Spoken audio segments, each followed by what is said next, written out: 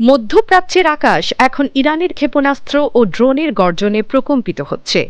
Israel ও মার্কিন জোটের বিরুদ্ধে পরিচালিত অপারেশন প্রমিস ট্রু 4-এর ৮৭তম ধাপের হামলা শুরু করেছে ইরান।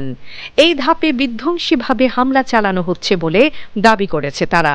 ইসরায়েল ও মার্কিন জোটের বিরুদ্ধে এই বিশাল সামরিক অভিযান ইরানি নৌবাহিনীর শহীদ commander admiral Ali Reza Tangsiri এবং বাহিনীর অন্যান্য বীর শহীদদের প্রতি উৎসর্গ করা হয়েছে।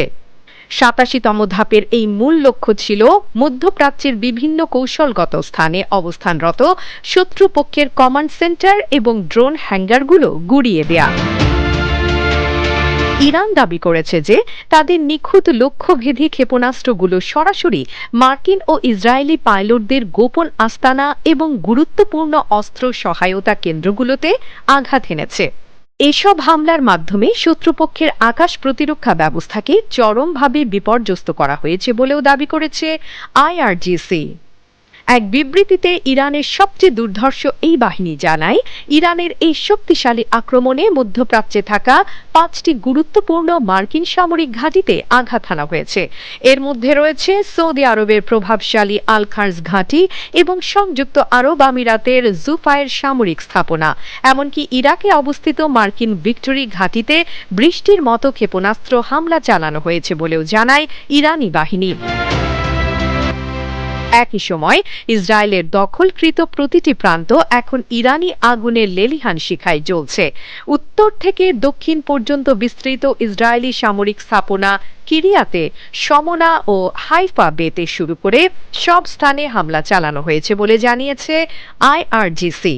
এমনকি ইসরায়েলের রাজধানী তেল আবিব ও বীর সাবে পর্যন্ত প্রতিটি গুরুত্বপূর্ণ অঞ্চল ইরানের ক্ষেপণাস্ত্রের নিশানায় পরিণত হয়েছে। বিশেষ করে দিমোনার মতো স্পর্শকাতর ইসরায়েলি এলাকাগুলো ক্ষেপণাস্ত্র হামলা চালানো হয়েছে।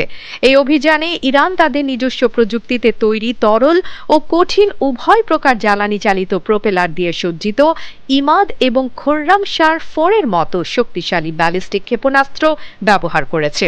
এর সঙ্গে ঝাঁকে ঝাঁকে আত্মঘাতী ড্রোনও পাঠানো হয়েছে।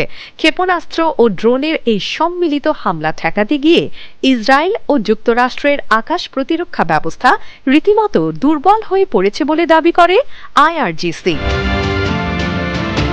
গত রবিবার ভোর থেকে শুরু হওয়া এই অভিযানকে একটি নিরবিচ্ছিন্ন প্রক্রিয়া হিসেবে বর্ণনা করেছে তারা, যা এখনো চলমান। অন্যদিকে কুয়েতের সুপেয় পানি শোধনাগারে হামলার অভিযোগ করে প্রত্যাখ্যান করেছে ইরান। সেখানে ইসরায়েল হামলা চালিয়েছে বলে তীব্র নিন্দা জানিয়েছে তারা। একে এক পৈশাচিক কাজ হিসেবে অভিহিত করেছে তেহরান। পশ্চিমা ও ইসরায়েলিরা মধ্যপ্রাচ্যের স্থিতিশীলতা নষ্ট করে নিজেদের ফায়দা হাসিল করতে চায় বলে তারা এই অঞ্চলের দেশগুলোকে সতর্ক করেছে ইরান। তাই যে কোনো ষড়যন্ত্র নস্যাৎ করতে আঞ্চলিক ঐক্যের ডাক দিয়েছে দেশটি। সবশেষে যুক্তরাষ্ট্রের সামরিক ঘাঁটি, সেনা সদস্য এবং ইসরায়েলি সামরিক ও নিরাপত্তা অবকাঠামো ভবিষ্যতেও প্রতিশোধমূলক হামলার লক্ষ্যবস্তু হিসেবে বিবেচিত হবে, স্পষ্টভাবে জানিয়েছে ইরান।